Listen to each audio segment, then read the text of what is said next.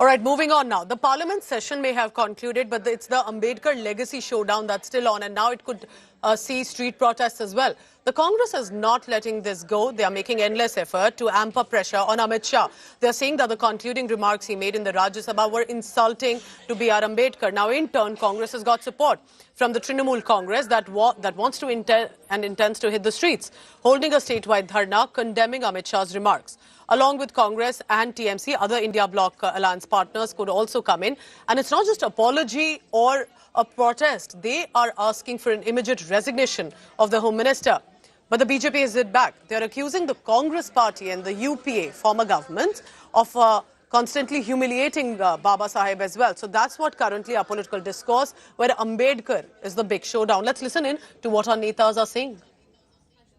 What happened to their leaders when they insulted Ambedkar, when they defeated Ambedkar, when they denied Bharat Ratna to Ambedkar, and they opposed his cremation in Delhi, and also a memorial in his name where his last rites had taken place, all such things. At that time, what had happened, Mr. Kharge should reply. BJP की जब समर्थित सरकार बनी तब बाबा साहब को जो है वो इनको भारत रत्न का पुरस्कार मिला। ये सारी चीज़ों को कर एक एक चीज़ को कटघरे में उनको ला रहे थे कि संविधान सभा में आपने अपमानित क्यों किया बाबा साहब को किन कारणों से इस्तीफा देना पड़ा। निशब्द थे, एक शब्द नहीं निकल रहा था उनके मुंह से, और बाहर जाकर उन्होंने कट पेस्ट की राजनीति करके उनको ही बाबा साहब विरोधी करार करने के लिए षड्यंत्र रचा। पंडित जवाहरलाल नेहरू से आज तक कांग्रेस पार्टी ने अंबेडकर का अपमान किया है। अंबेडकर को अगर सम्मान, डॉक्टर भीमराव अंबेडकर को सम्मान अगर किसी ने दिया तो भारतीय जनता पार्टी की सरकार ने दिया।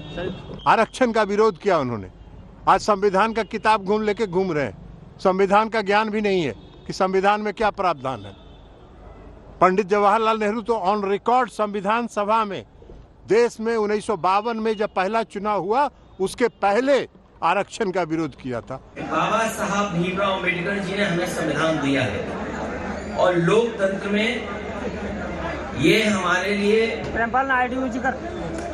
रक्षा कवच का काम करता है। संविधान जानबूझ करके भारतीय जनता पार्टी अपमानित करना चाहती है। ये तमाम वो लोग हैं जिन्होंने कभी सम्मान नहीं किया संविधान का, लोकतंत्र का और बाबा साहब भीमराव अम्बेडकर का।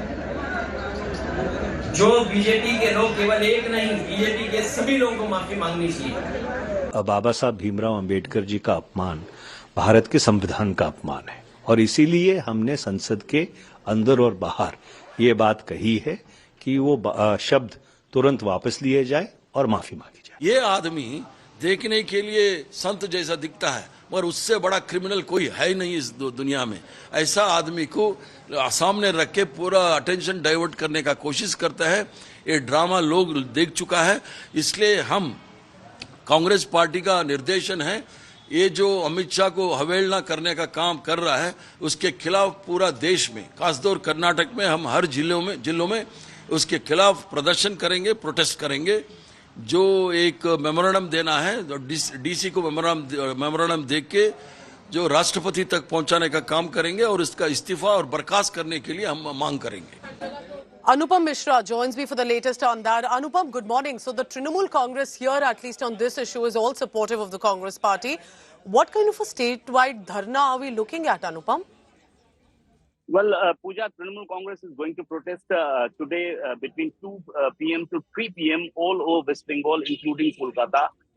Different TMC leaders will hit streets today against the comments of Home Minister Amit Shah on Ambedkar.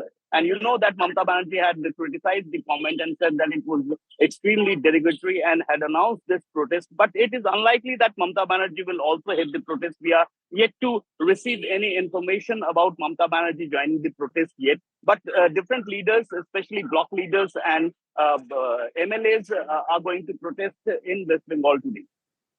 Right, Anupam, keep tracking the latest on that. So from Delhi, could we actually see what is happening in Kolkata? Now, with the TMC jumped in, at least on this issue, to support and stay united in the India bloc. Anupam, thank you very much for now.